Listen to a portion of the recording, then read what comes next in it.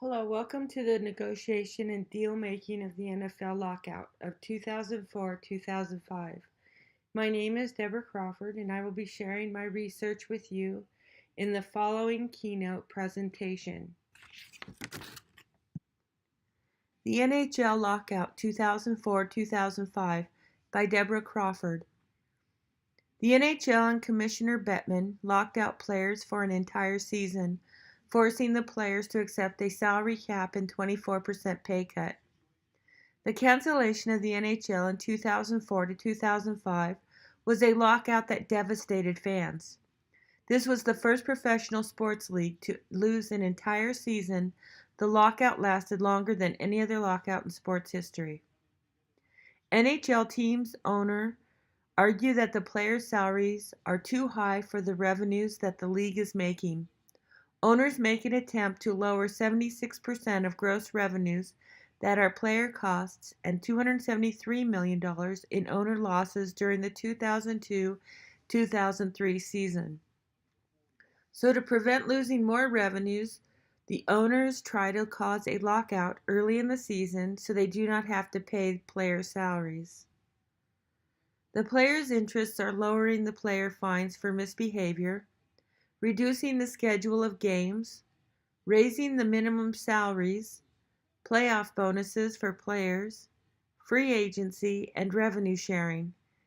These opportunities the NHLPA Bob Goodenow has been actively trying to achieve on behalf of the players.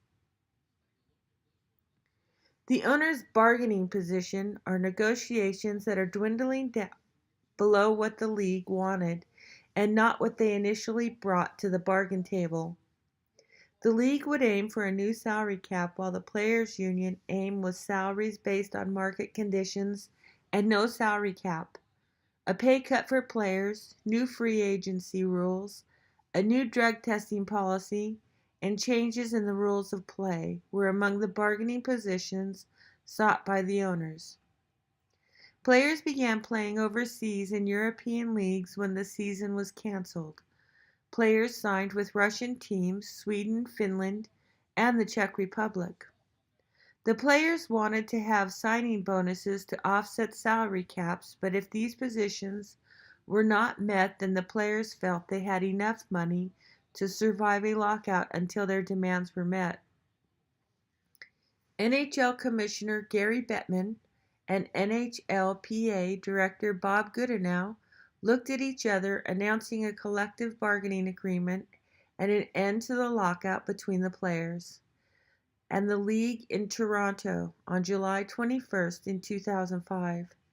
The parties reached an agreement beforehand, avoiding what could have been an ugly confrontation. They got the players to agree to a 50-50 split of revenues, and they got a term limit on contracts of 7 years, 8 years for a player re-signing with the same team.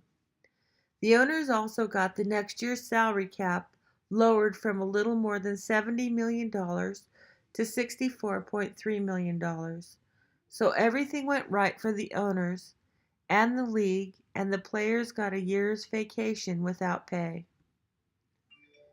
The dispute then blew up into each side's psychological approach rather than actual negotiating. The inability to reach a deal resulted in the leagues announcing a lockout on September 15, 2004, when the collective bargaining agreement expired.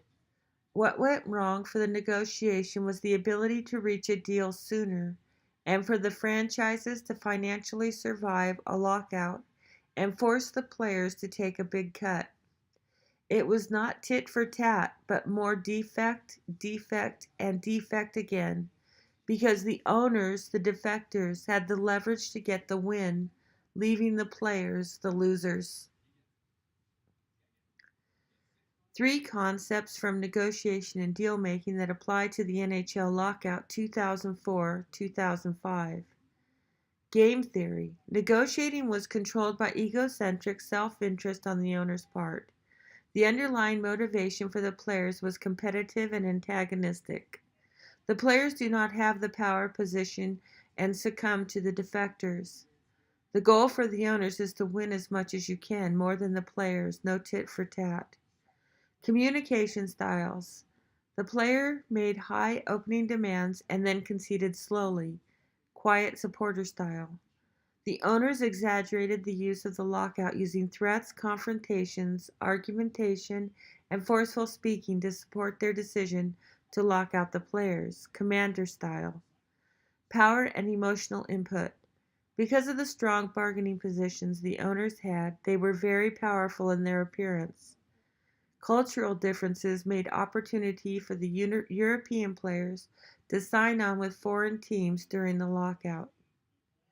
The NHL and the NHLPA reached a settlement to a 6-year collective bargaining agreement.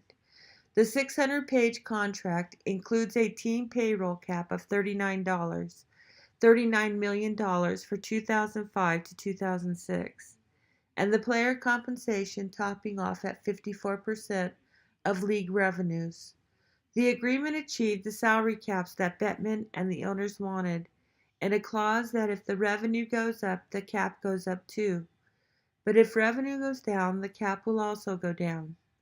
Players under contract had their pay cut by 24%. The rules on salary arbitration were changed so that teams now can opt to take players to arbitration, whereas only players had the option before.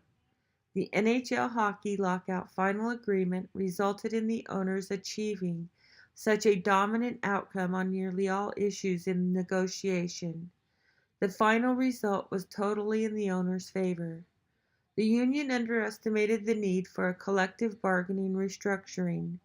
Bettman's determination to prove the all-powerful and the financial resources of the owners. The players should have accepted the league's offer in 2005 of February, just before the season was canceled. Goodenow resigned as head of the union with 3 years remaining on his contract because of his failure in this negotiation. These are the references I used to research the negotiation, and thank you for your time.